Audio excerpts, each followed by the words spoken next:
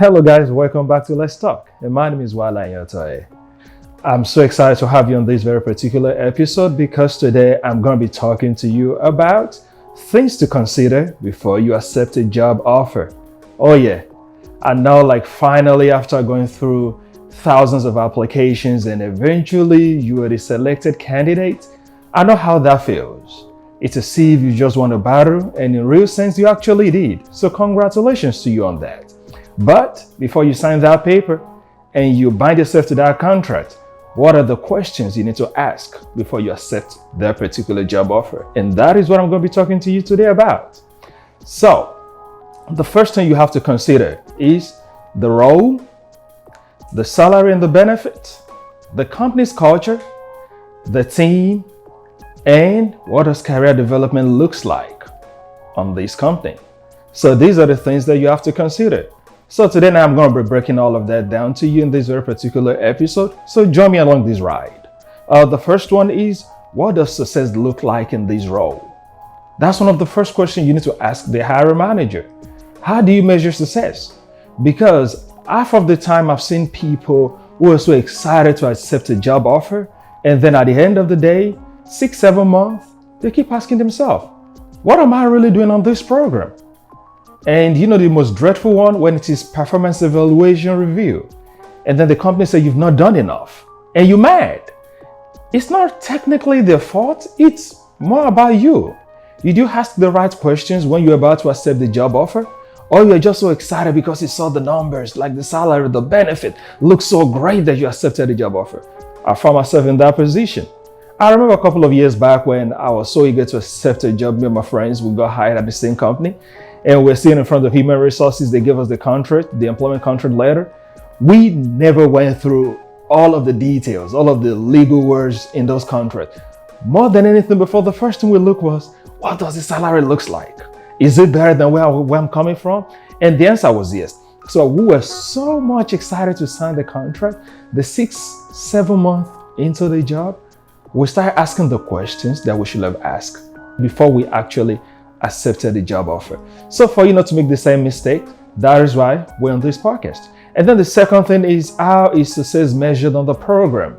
Is success measured by the amount of cases you're able to investigate? Is success measured based on the amount of clients you're able to bring in? Or is success measured based on how productive you're able to make your team members or your teammate becomes? What does success looks like? The truth is, success definition is different from one organization to another. So if you live in a particular company and you're moving into another one, that is one of the critical questions you might want to ask. What does success looks like in these organizations, and most especially on this program? And then the next one is, what will be the immediate priorities for you in these roles? Time fly by so quick.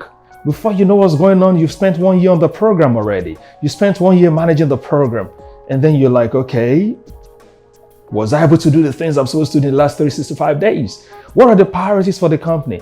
You can do so much, and eventually the company can say the result of everything that you've done doesn't really translate into the visions they have for their organizations. So these are the questions you ask before you accept those job offers. It's like, okay, what are the priorities? What are the 60, 90 days, 6 months, 1 year priorities? What are the things that is most crucial for the development and the sustainability of the program that I'm coming in to manage? So these are the questions that you should ask before you sign the offer. All right. This is going to take me to the second part of this podcast, especially now that we've spoken about the roles, what the success looks like, what are the priorities, and all of those little details in between. Now, the next one is salaries and benefits. Ooh, oh yeah. I know a lot of people don't like talking about salaries, especially the numbers, because you don't want to look and see, I don't want to give the hiring manager the impression that I'm in for the money. Let's be honest. You are not Santa Claus. You love the money, you love the number. That's why you're taking up the new offer. So let's talk about it. Personally, I don't really feel comfortable myself talking about salaries and all that. But along the way, one of the things that I've realized is that you're going to end up on a job where you're doing so much and you've been underpaid.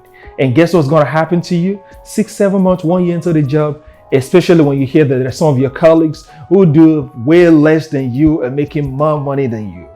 you're going to get frustrated and you're back into the job market. So for you to avoid little things like that, that's one of the questions. Okay, let's talk about the numbers, the zeros. What are the benefits that comes with this job? What are the compensations looks like? What is my salary going to look like? What is my base salary? What is going to be my compensation at the end of the year? All of this, the truth is this. You shouldn't be afraid of negotiating, especially when you know the value you're bringing into the organization. If you feel like the company is doing you a favor by hiring you, maybe you shouldn't even work there in the first place. If you know that you're going into an organization where you're going there to improve their productivity and their output, you shouldn't short sell yourself. At the same time, don't be crazy with the numbers to a point where they think you're actually crazy, that you've lost your mind. So do your research. What does the market pay? What does the average market pay for that price? And if you live in a particular job, make sure that, okay, I'm moving to this new one and the number looks right for me. So that is one of the things, one less things you have to worry about. Another thing is what a sick days and vacation policy looks like.